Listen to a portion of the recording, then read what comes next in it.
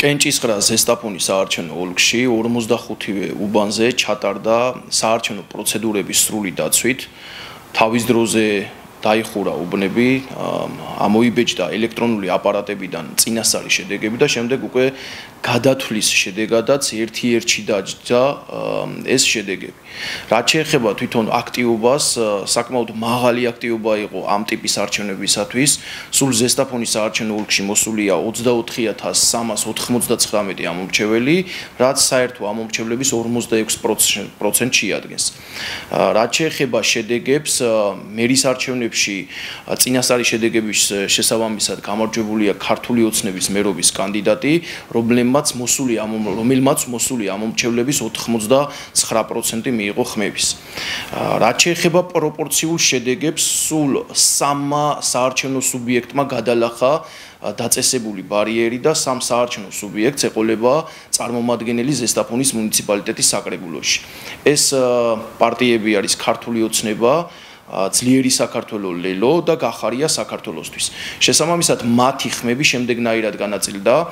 ქართული ოცნება მაიღო ხმების 83.9%, რაც შეეხება ძლიერი საქართველო ლელო 5.25% და გახარია საქართველოსთვის ხმების პროცენტი შეადგენს 4.5%-ს. შესაბამისად ამ 3 პოლიტიკურ სუბიექტს ეყოლება წარმომადგენელი ზესტაფონის მუნიციპალიტეტის საკრებულოში. ყველა მაჟორიტარულ საარჩევნო ოლქში წინასწარი შედეგების მიხედვით დამაჯერებლად ლიდერობენ ქართული ოცნების კანდიდატები და შესაბამისად ყველა მაჟორიტარულ ოლქში არჩეული იქნება თუ რამე არ შეიცვალა ქართული ოცნების მაჟორიტარი კანდიდატები. საბოლოო ჯამში 7 და წყნარ ვითარებაში ჩაიარა ჩვენს საარჩევნო ოლქში არჩევნებმა.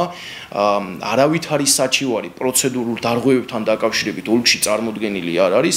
არის ერთი საჩივარი, რომელიც პროცედურულ დარღვევებთან არ არის და ბუნებრივია არჩევნების შედეგებზე რაიმე გავლენას ვერ იქონიებს. ეს არის საჩივარი შეეხება საარჩევნო უბნის მიმდებარე ტერიტორიაზე ხალხთა აქტივობას და მოკლედ საარჩევნო პროცედურებთან კავშირი არ აქვს.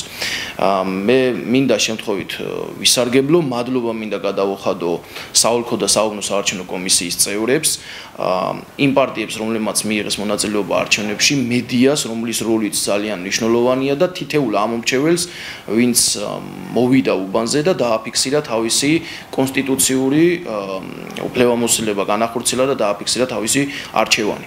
საარჩევნო კოდექსის შესაბამისად საკრებულოების ხდომას იწვევს, პირველ საკრებულოს ხდომას იწვევს ცესკოს თავმჯდომარე, ხსნის საოლქო საარჩევნო კომისიის შესაბამისი ოლქის თავმჯდომარე და ჯერ ბუნებრივია მისაღები არის საოლქო საარჩევნო კომისიის შემაჯამებელი ოქმი, ეს მე რაც გაგაცანით არის წინასწარი შედეგები, როდესაც მიიღებს საოლქო საარჩევნო კომისია შემაჯამებელ ოქმს, ამის შემდეგ უკვე კანონით დადგენილ ვადაში ცესკოს თავმჯდომარე მოიწვევს საკრებულოების პირველ ხდომას და საკრებულოების პირველი ხდომიდან დაიწყება ახლად არჩეული საკრებულოს წევრების უფლებამოსილება. მერის მოვალეობის შესრულებაც ხდება მას შემდეგ, რაც შესაბამის საოლქო საარჩევნო კომისია მიიღებს შემაჯამებელ ოქმს და კანონით დადგენილ ვადაში მოკლედ მერი შეუდგება თავის უფლებამოსილების განხორციელებას.